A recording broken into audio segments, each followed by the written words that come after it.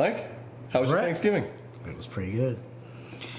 We are here and welcoming you to another week of Barstool Perspective, where we give you the rundown of the week's news in booze. Brett's drinking water. One of my favorite quotes, Brett, was W.C. Fields, water. Ooh, it's disgusting. Fish make love in it. There's various forms of that quote, but since it's the first 30 seconds, I'm going to stick with that one. We'll keep it clean. Yes, I had a very, we'll say, hedonistic Thanksgiving. Lots of food, lots of booze. I'm just trying to reset Cleanse. for a week. I'm doing a cleanse. We'll get back on it because it's December. It's Christmas beer month. Yeah. All right, let's get into it. It's good to see you guys, Julia, Gnome. You changed your thing. It doesn't matter. Gen Z, Mike, are they as awkward as we think they are? Yes. Next story. Maybe not. So, digital everything is tracking all of our data and habits and spending, and they like to occasionally put out reports on those things, like DoorDash giving us our economic reports for the country. Right. However, Resi... We can get rid of that entire department now. Great. Yeah. Doged. Yeah, everybody collects jobs data, Doge. Now we just got DoorDash. Great, love it. Well, thank you, DoorDash, and thank you, Resi, for this story, because what they are saying is that never before have they seen a generation so willing and desperate, desirous, wanting to sit at communal tables at restaurants and bars. Gen Z, 90% of Gen Z people would prefer to sit at a communal table. And I mean, it's not just like a higher amount. 90% is basically crazy everyone. to me. That's the whole generation. That is crazy. Yes. And I hate it less than I used to, but I still don't want to sit at communal tables. You don't know what sort of weirdo you're sitting next to. Yeah, you don't? I don't like it either. I also, I'm bringing baggage with me. Not only physical baggage, but, I got my kids. And, I don't want to sit next to another family with kids, because then it's two kids together and now it's twice as bad. Yeah. Or I don't want to sit next to a couple like you and your wife who are childless and know that I'm going to just be disrupting their time. Yeah. I don't want anything to do with that. I like Joanna, and the other one's named after me, but I don't want to sit next to him. It's striking, and I think it just shows, maybe it shows that Gen Z's desperate for more community and in-person interaction. Or maybe it's because the internet has made things so social and everything equal, and they want to just experience the openness in real life. But what's odd is their awkwardness at a bar. And I think that maybe that's just there was generational training gap or something. Mm-hmm. Because to me, that's what a bar is about. I do like to go to a bar and talk to random people. But the thing about a bar is that there's more, it's easier to get away. Yeah. Yeah. I mean, you can move around the bar, you can stand up, you can... Yeah. I gotta go pee, and then you just switch seats or whatever. Right. Yeah, if you're at a communal table, you're kind of stuck in your you sit down for dinner, you're stuck with those people. And if they're dicks, yeah. But there are stats of the number of people the number of them that have met friends that way, and et cetera. I mean, 63% say that it's a great way to meet people and stuff. Some crazy percent have gotten laid from communal tables. Great, good for them. I'm glad that people are going out still. I'm glad Gen Z's getting laid. Yes. Mike, ultra processed foods, they're a problem, right? I think we can agree. Sure. Ultra-processed foods, if you're looking for an actual definition, because there really isn't one, but what we learned from the National Institute of Health via PubMed is that ultra-processed foods are foods that take regular food and jam as much sugar and fat and salt in it as possible in order to make it as palatable, hyper-palatable as possible. Yeah. Basically to the point of addictiveness. Yeah. And as a result, ultra-processed foods and their manufacturers are being sued by the city of San Francisco, What does this mean for alcohol? There are people that think that there are people that are preaching the idea that if this lawsuit is successful, that it is the next step, the inevitable next step, is an identical lawsuit against alcohol, because it's also addictive and bad for you. I think that's nonsense. I think the people who are saying that are probably the companies that make ultra-processed foods. Oh, so you think they're like the companies that are making this and like, you can't come after us because then what's next? Alcohol? Right. You don't want to do that. Yeah. I think Cheetos is trying to bring in allies to support its right to make and sell poison to the American people. And I do think that, I mean, the thing about these foods, and God knows, you go out to lunch with us on a Friday, we're not eating salads, man. I support your right to eat poorly. But I think there's a lot of studies and there's a lot of science behind how physiologically addictive these foods are. That combination of saturated fat and sugar, I mean, it's not just, oh, I can't have just one. It's physiologically addictive, and it's horrible for you. So, I don't know. I think that that's the difference. Like the thing with tobacco, they're comparing it to tobacco. The problem with tobacco was not that tobacco gives you cancer. The problem was that the tobacco industry knew how lethal smoking was, and they lied about it, and they hid it. Which is kind of what's happening with this ultra-processed food stuff. I suspect that if that lawsuit progresses, you are going to see very similar things with ultra-processed foods. But what about beer? It's been bad for you for 10,000 years. 50 million potentially. Yeah. So, but we know why. I mean, there are natural ingredients in a Gansett. There's not ultra-processed crap in this. There's alcohol in it, and alcohol ain't good for you, but there's no secrets to that. It's also not inherently bad for you in moderate amounts. Correct. Like most things. But I wouldn't be opposed on that topic. I'm not opposed to more transparency in ingredients and alcohol statements anyway. There's no nutrition panel on here. Yeah. There's no ingredient statement. I want to know for a fact, because if Narragansett, which they're not, but if they wanted to be, deceitful, they could put sugar in here and not have to label it. They could put some certain chemicals in here and not have to actually label it. You could put some things in here to church flavors one way or the other and not label it. Now, I don't think those things are actually inherently that bad for you either, but we should still know as a consumer and consciously be aware of the decisions we're making. So sure, let's have some better labeling laws and transparency laws, but we're not talking apples to apples, alcohol to processed foods. No, and I don't stop with alcohol.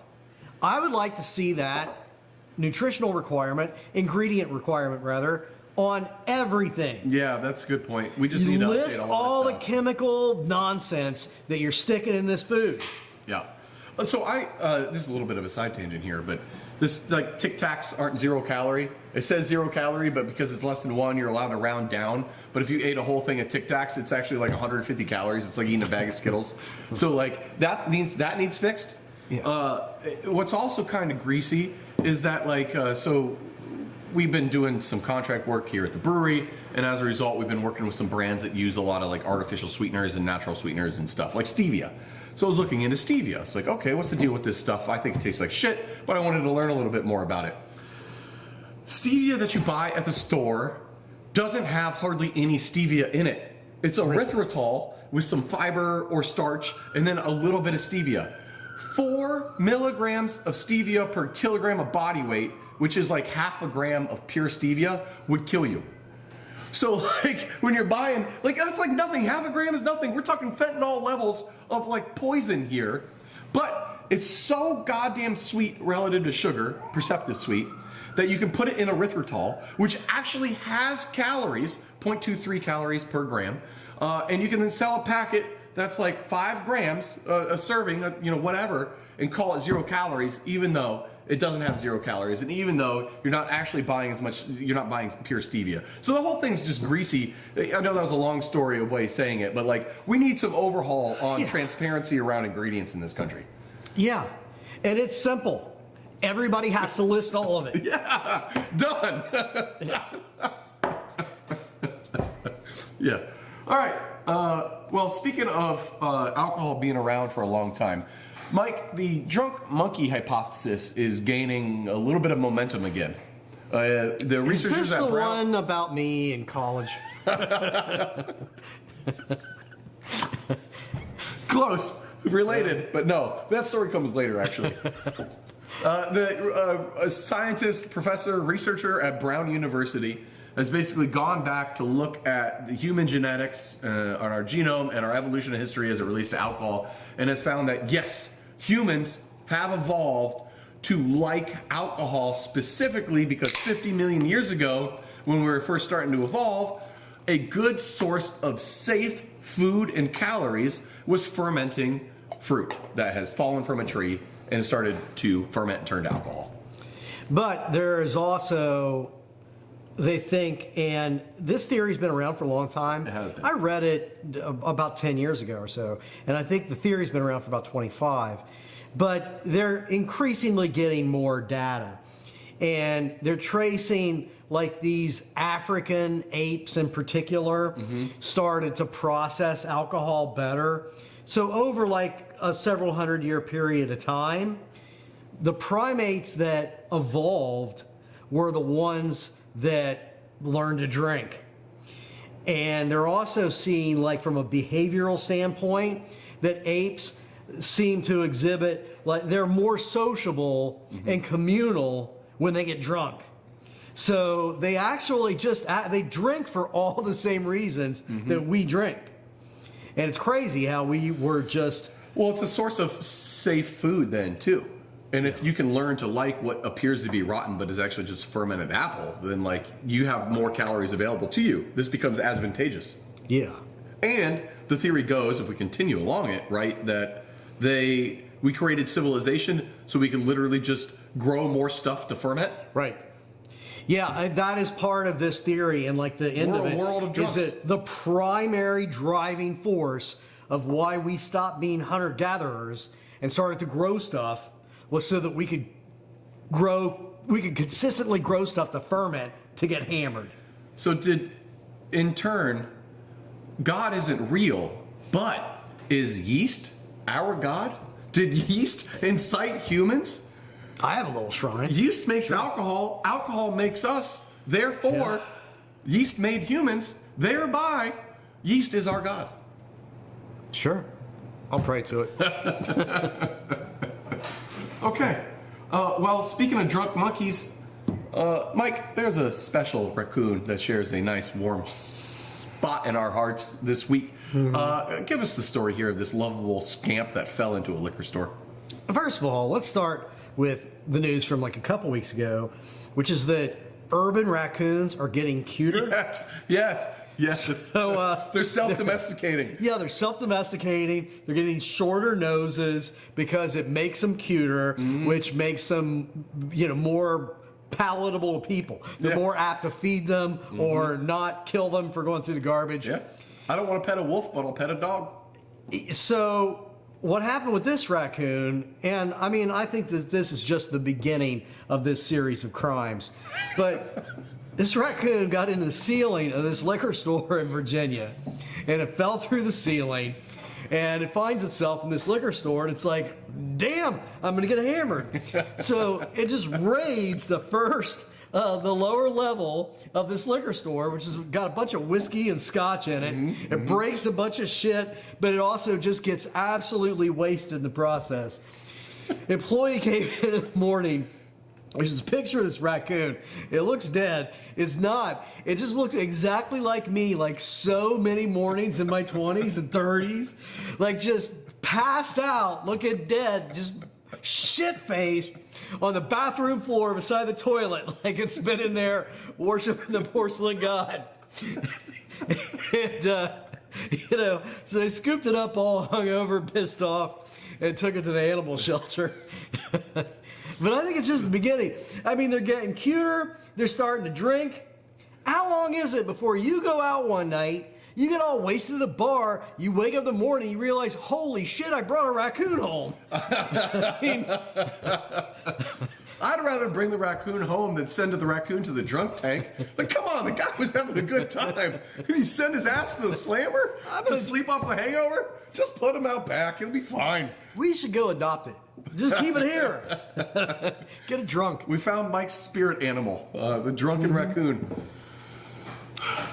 Mike, speaking of drunken animals, in Tempe, Arizona, which I believe is where one of the Arizona universities is. Yeah, I think it's where like the drunkest one. Yeah. That one that's infamously drunk. Which is, I think, Arizona University, AU, not ASU. It doesn't matter. In Tempe, Arizona, the largest arrest of underage drinking in one night occurred at one exact bar called the Tempe Tavern, where 249 underage drinkers were arrested all at the same time. Holy shit. It's hard for a college bar to keep out minors, but 249 of them? It was all just underage kids. Like, that's absolutely insane. The bar goes on to say, we're not at fault because we scanned all of the IDs, and the IDs are just too good and fake anymore. Like, how we scanned them, and they scanned. So, are they liable here? Are they off? Are they off scot-free? It's like the liquor control version of when the cops show up and, a woman stabbed 15 times and the husband said it's suicide. I think that there's going to be a retaining your liquor license problem here. Well, interestingly enough, this same tavern, the Tempe Tavern, in April had 167 kids arrested for underage drinking in one night. 7 months later, the same thing happens again with more kids. Oh my God. Now, if you're the Tempe Tavern, at this point in time, like, they're probably established as the underage drinking spot. Clearly. So if you're not underage, you're probably going to another bar. So the only way this bar owner can stay afloat is by continuing to cater to the audience he built. Yeah, he has no choice. What's he going to do? Just be dead? Like, if you're over 21, you don't go to that bar. And even if they change the rules, you're not going to go back to that bar. Like, after you turned 21, did you go to the underage place in Athens when you were going to school? Fuck no. I didn't either. I never went back. No, you're not dealing with drunken children anymore. No, we're 21. We do this legal now. When I was in high school, there was a bar called Boone's Tavern that absolutely didn't care. So it was the bar that you went to when you skipped school. Oh, yeah. Uh-huh. I mean, there wasn't even like underage in college. I mean, I'm 16 and getting hammered at Boone's, on a Wednesday afternoon. Mm-hmm. Oh, they knew what was going on. The bar burned down, and I still have the sign from Boone's. I have it in my house. Oh, that's amazing. Yeah, it's going over my backyard bar. Well, speaking of your backyard bar, apparently in Massachusetts, there's this thing called garden leave. When you sign a non-compete and then you get fired, a company is required to pay you garden leave, which is 6 months of your pay during your tenure of your highest pay year. Yeah, and I never heard this term, and I didn't know that any state had laws like this. It's crazy. I love it. Yeah. I mean, non-compete clauses really get abused. And we love Boston beer, but this scenario sounds like bullshit to me. Yeah. I mean, I've known other breweries that do that make absolutely everybody sign non-compete agreements. Mm-hmm. And, I mean, come on, man. It's not, at this point, what are you doing in a brewery that's high-level R&D? If you're not doing high-level R&D, I don't think we explained the story. So let's back up a second. Boston Beer is being sued for not paying garden leave for employees in Massachusetts. Right. They make a lot of their employees, Sorry. potentially all of them, sign non-competes. And what they do is they pay you $3,000 instead of paying you garden leave. Yeah. $3,000 minus taxes. So like $2,500.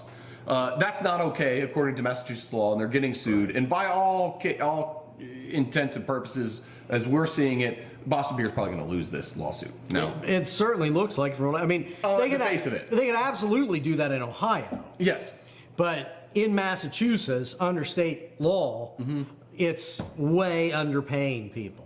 Now, to the point on non-competes and their importance in the brewing industry anyway, they're completely pointless. You don't make chefs at a restaurant sign a non-compete, much in the same way you shouldn't have a brewer that you're an industry person if you're a brewer. You're not like, you can make beer anywhere. You're going to follow recipes. You're not developing new techniques. You're not doing anything crazy. There's very few people at any company I feel like that should have non-competes. Very few.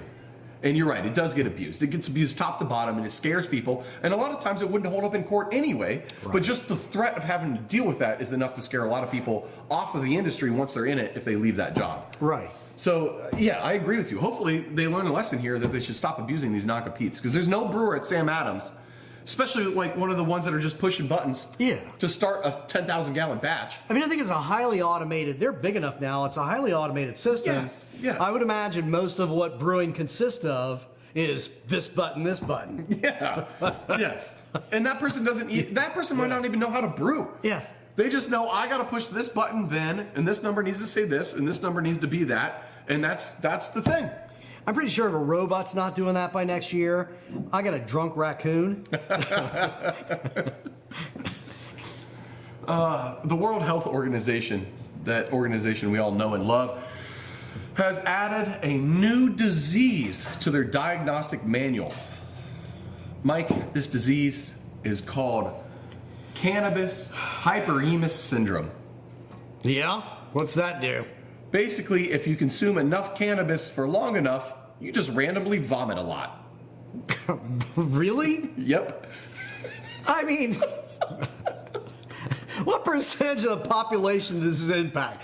Because I have known an astounding number of stoners in my life, and I can't name one of them that every now and then just says, in the middle of a conversation, who gets that? Producer Dan, when's the last time you threw up? On weed, never. Well, there you have it, folks. This is bullshit. No, they said they saw a 650% increase over the last 5 years of this effect. So I don't know what they're like 7 people rather than one. 1 in a million to 7 in a million. Yeah, whoop-de-doo. Okay. Well, be forewarned. I think the Who's, what the hell? The Who used to do useful things.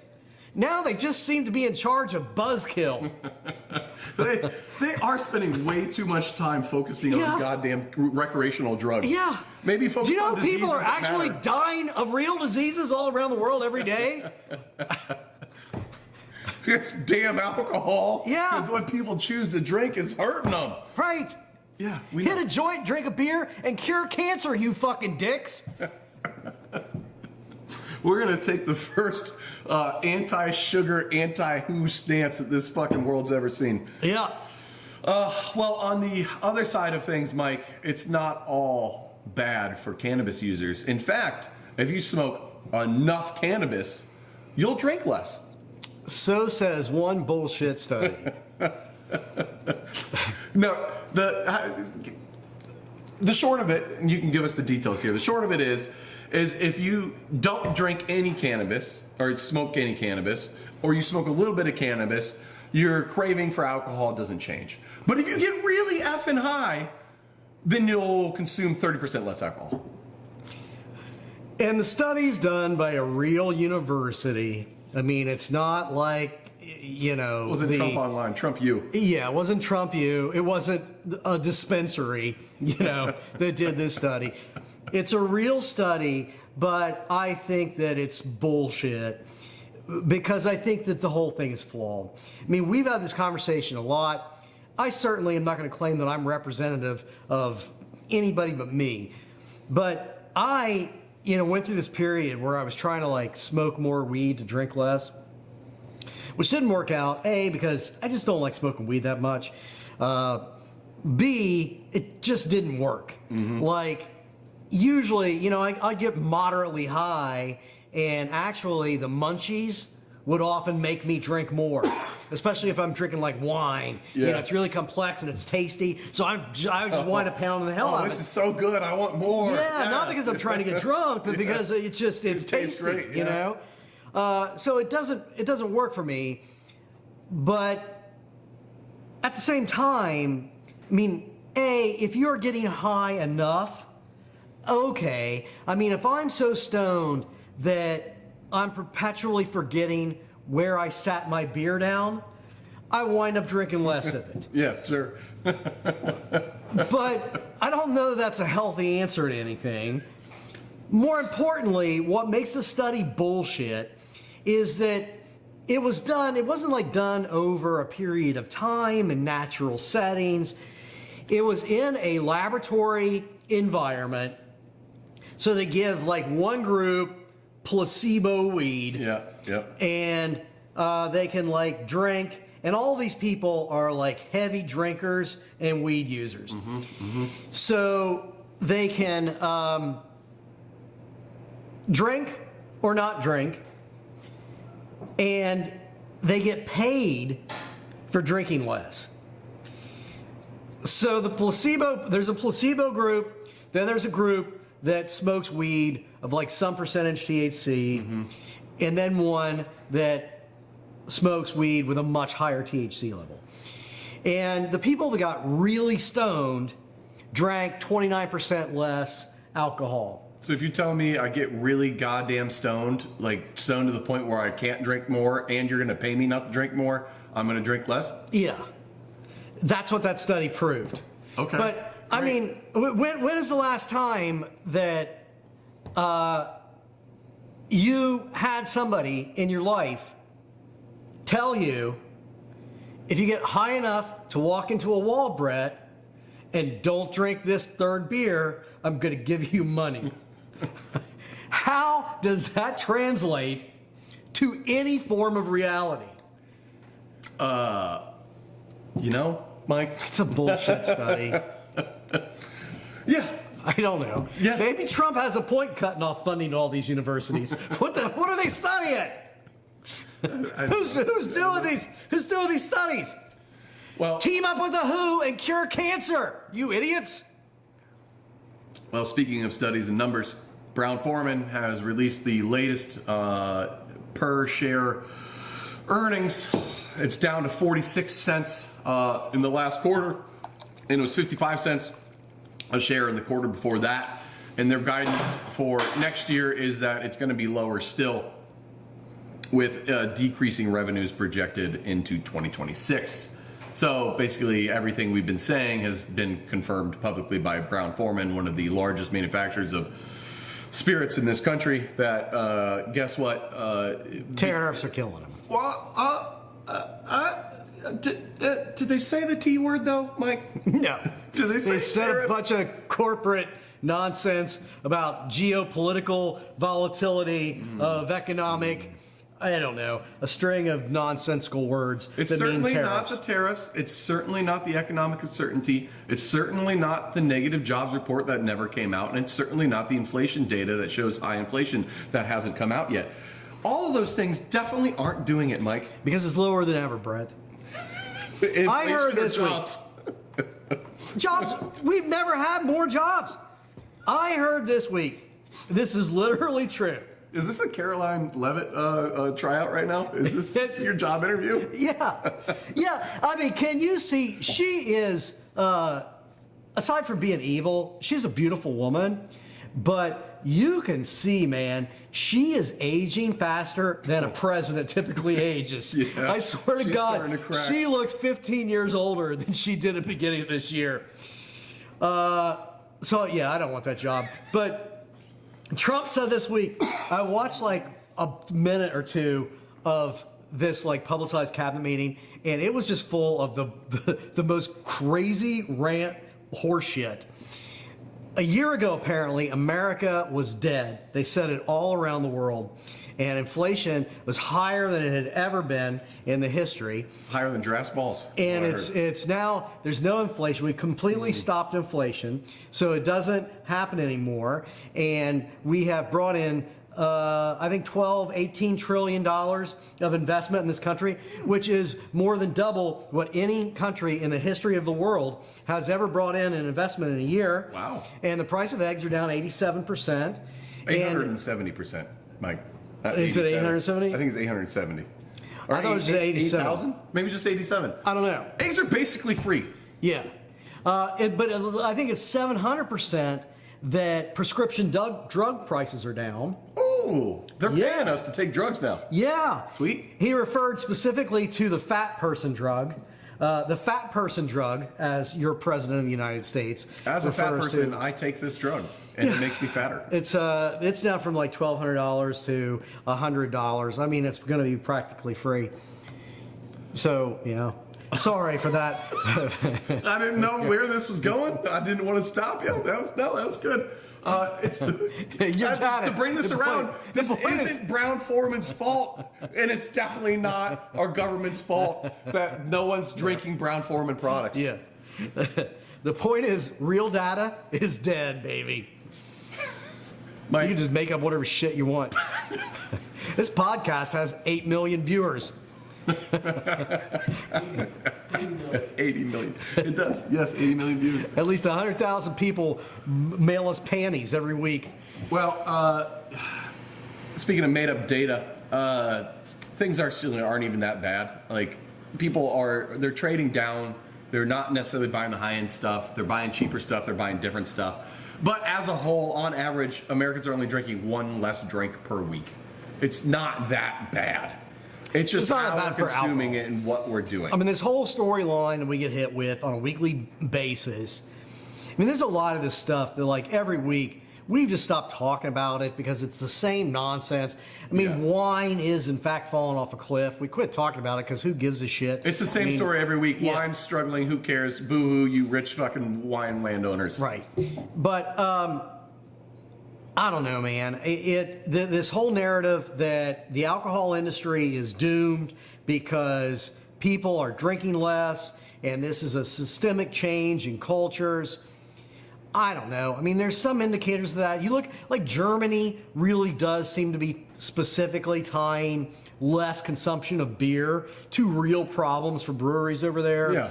I mean, I think some of that is real, but I think some of it is overstated. Well, and those kids are still drinking in Germany. They're just not drinking the traditional beers that have long been popular and standard in that country. So, like, we're just in a change. Alcohol is going to be fine. How we know it is going to be different. Yeah, it's probably going to get shittier, but More likely.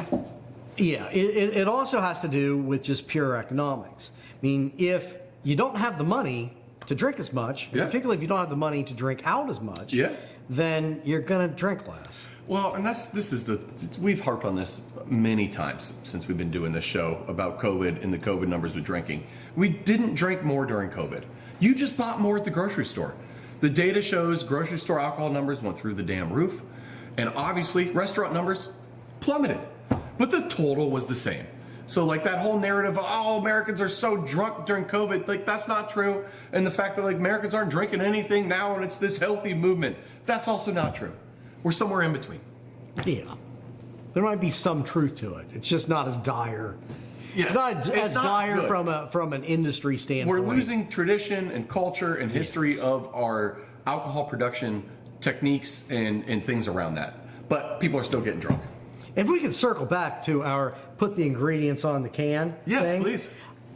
Gen Z, we've talked in the past about how part of this whole RTD movement is Gen Z drinking this stuff full of chemical bullshit because they think it's healthier than drinking beer and wine. I think that you would see a change in demographic consumption patterns if you started listing on those RTDs all the chemical shit that are in those products. Good wine can be made with just two things on the ingredient statement: grapes, yeast. Water, barley, hops, yeast. 4. It's not that complicated, people. It's a lot different. What do you think that Buzzball ingredient panel says? It's a bunch of chemicals I can't pronounce. Well, I know that Windex looking shit that we drank on whatever short is coming out at some point. I don't know what's in that, but nothing good. there's a lot of wicked chemicals that have to make something taste that bad. Well, Mike, that's the end of our show. Thank you all. It was great to see you. Lively conversation. Sorry we weren't keeping up with it this week, but I'm glad you guys were getting after it. So let's do it. Cheers. See you next week. Do you love these people? I do love these people, Brett. I'm going to keep loving you. Once again, regardless of your physical attractiveness. I'm glad you ended that sentence that way.